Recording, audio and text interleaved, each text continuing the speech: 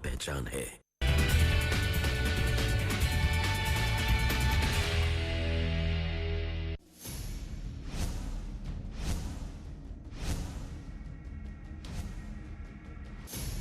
केरल के बाद यूपी में जीका वायरस।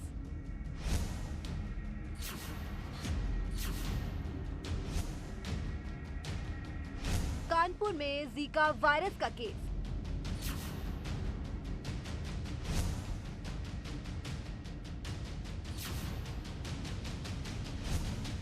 जीका का संक्रमण कितना खतरनाक?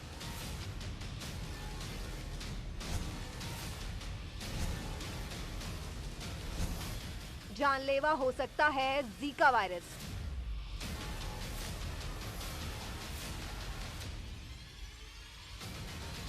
मच्छर वाली बीमारी जीका की महामारी।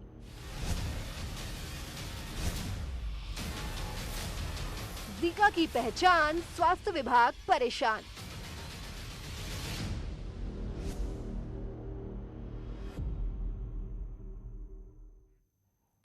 आप देख रहे हैं हमारी खास पेशकश। मैं हूं आपके साथ मनु तेवतिया।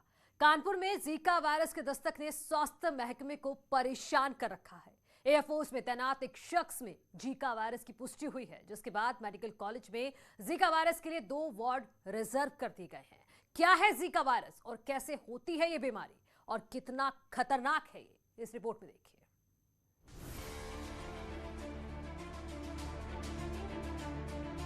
केरल के बाद कानपुर में जीका वायरस के एक मरीज के सामने आने पर स्वास्थ्य विभाग चौकन्ना हो गया है। कानपुर में एयरफोर्स में काम करने वाले एक शख्स में जीका वायरस की पुष्टि होने के बाद अस्पतालों को अलर्ट मोड पर रखा गया है। जीका वायरस का एक पेशेंट मिलने के बाद से प्रशासन में हड़कंप मचा है, जहां एक और कई क्षेत्रों को टेस्टिंग का काम चालू हुआ। उसके संपर्क में आने वाले 24 लोगों के टेस्ट लिए जा चुके हैं, क्योंकि एयरफोर्स का कर्मी था। अब सबसे बड़ी बात है कि क्या उसकी ट्रैवलिंग हिस्ट्री थी कि नहीं। उसके बाद से जिला प्रशासन ने कमर कस ली।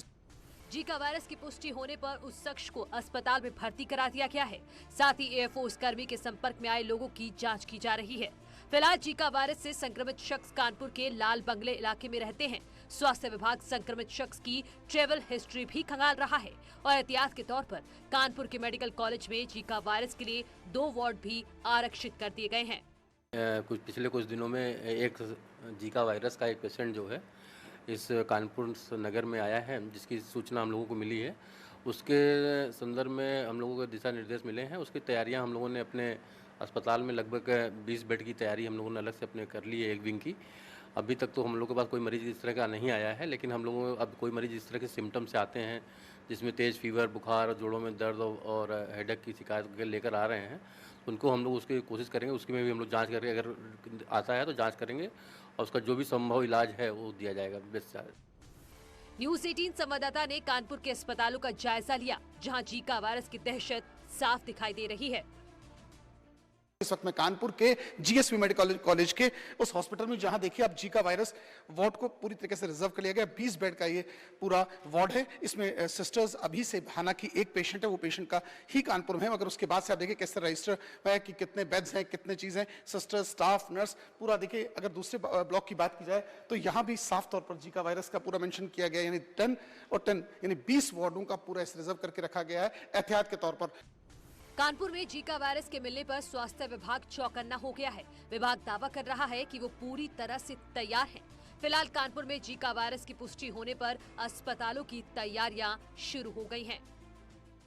जब से ये संज्ञान में आया, कानपुर में एक मरीज मिला है और उसकी ट्रेवल की हिस्ट्री भी जैसा हम संज्ञान में आया कि नहीं है और किसी कांटेक्ट में आने से हुआ होगा, तो अब आने वाले मरीजों की हम लोग स्क्रीनिंग करेंगे, जिसमें जैसे कोई सिम्टम मिलता है उसको जांच के लिए भेजेंगे। कल ये संज्ञान में आया कोई आर्मी का मैन जो पॉजिटिव है, लेकिन उसका डिटेल हिस्ट्री हम लोग को नहीं उसकी जानकारी है। दरअसल कानपुर में एयरफोर्स कर्मचारी में कई रहस्यमयी लक्षण दिख रहे थे, जिसके बाद उनके ब्लड सैंपल को पुणे में जांच के लिए भेजा गया था। सैंपल का रिजल्ट आने पर मरीज में जीका वायरस की पुष्टि हुई। इसके साथ ही उनके संपर्क में आए 22 और लोगों के सैंपल भी जांच के लिए भेजे गए हैं। वहीं केंद्र सरकार की ओर से भी एक हाई लेवल टीम को कानपुर भेज दिया गया है। और इन सब के बीच उन लोगों के भी टेस्ट की शुरुआत हो चुकी है जो उस फौजी के संपर्क में आए थे। जर्नलिस्ट आशीष पांडे के साथ Amit Ganju, news 18 Kanpur.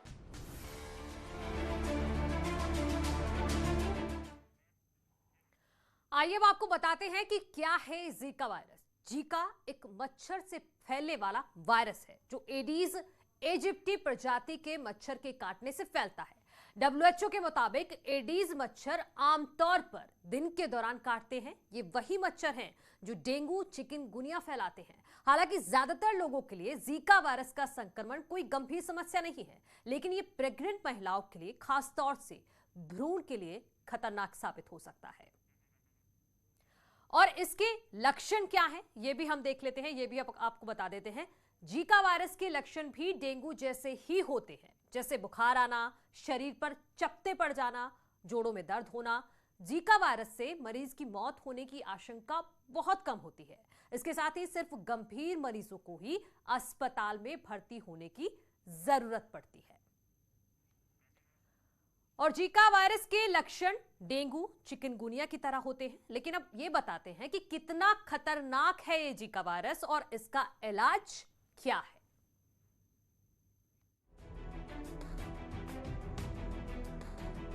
Zika virus की दस्तक से स्वास्थ्य विभाग में हलचल मच गई है। जानकारों की माने तो अगर कोई गर्भवती महिला जीका वायरस की शिकार होती है तो उसके बच्चे पर भी असर पड़ सकता है। गर्भवती महिला के संक्रमित होने पर उसके होने वाले बच्चे में कोई दिमागी बीमारी हो सकती है। इसके अलावा इससे गर्भपात और मृत बच्चे के पैदा होने का खतरा भी रहता है। जीका वायरस को लेकर दुनिया के कई देशों में रिसर्च चल रहा है। वैक्सीन अलायंस के मुताबिक जीका वायरस संक्रमण से मृत्यु दर 8% के करीब है। दुनिया भर में सिर्फ 2015 और 2016 में जीका के 5 लाख मामले सामने आए, जिसमें 18 लोगों की मौत हुई थी। हालांकि दुनिया भर में 3700 बच्चे ऐसे भी थे जिन्होंने जीका वायरस के साथ जन्म लिया था। फिलहाल जीका वायरस का कोई खास इलाज नहीं है, लेकिन डॉक्टर की देखरेख में इस बीमारी से बचा जा सकता है।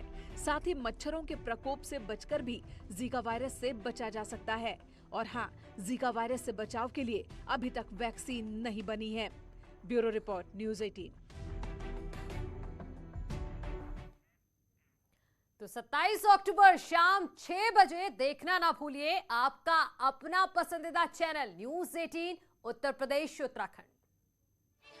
भाई सब 27 कर रहे हैं। हाँ, पर 27 को आखिर ऐसा है क्या? क्या तुमको नहीं पता? अच्छा, ऑफिस में तो बड़ा स्मार्ट बनता है। बिरादरी में नाक कटवा दी। अब नहीं बैठाऊंगा उनको। आज से इसका उधार बंद। शक्ल से ही नादान लगता है। गजब आदमी है यार।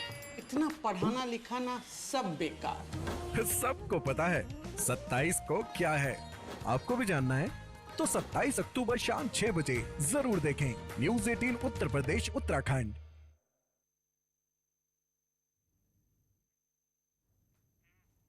तो सेव द डेट 27 अक्टूबर शाम 6 बजे। बढ़ते हैं आगे। गाजियाबाद के लोनी में घर में बंद एक बुजुर्ग महिला का वीडियो वायरल हो रहा है। आरोप यह है कि बुजुर्ग महिला का बेटा ही उसको घर में कैद करके बाहर चला गया। मामले की जानकारी जब पुलिस को लगी तो पुलिस ने ताला तोड़कर बुजुर्ग को बाहर निकाला।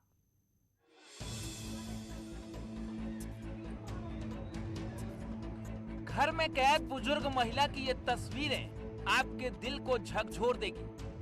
बंद दरवाजे के अंदर से झांकती इन बूढ़ी आंखों का दर्द आप जानेंगे तो सिहर उठेंगे कि आखिर एक बेटा अपनी बुजुर्ग माँ को इस तरह कैसे कैद कर सकता है। मामला गाजियाबाद के लोनी का बताया जा रहा है।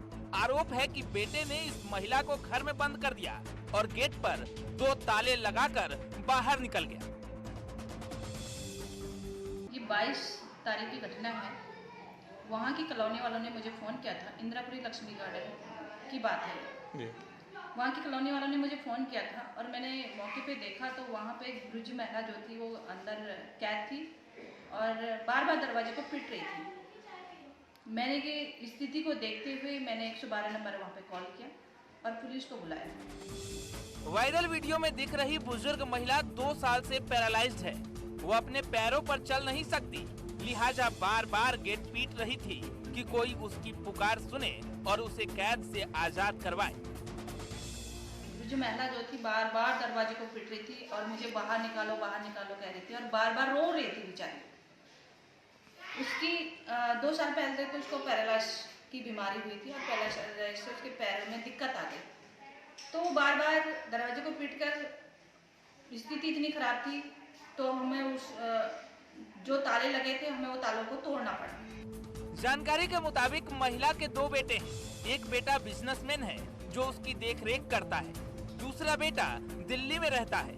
एक बार बड़ा बेटा बुजुर्ग को अपने साथ भी ले गया था, लेकिन बुजुर्ग का आरोप है कि वहाँ वो परेशान हो गई थी, जिसके बाद छोटे बेटे के पास गाजियाबाद आ गई और यहाँ भी बुजुर्ग को जिल्लत झेलनी पड़ रही है।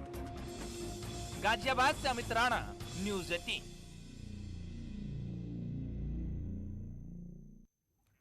मुजफ्फरनगर में एक महिला जिला कलेक्ट्रेट में 15 दिनों से धरने पर बैठी हुई है। महिला का कहना है कि मकान को लेकर पड़ोसियों से झगड़ा चल रहा है, जिसकी शिकायत पुलिस को दी गई, लेकिन पुलिस मामले को सुलझाने के बजाय उसे उल्टा धमका रही है।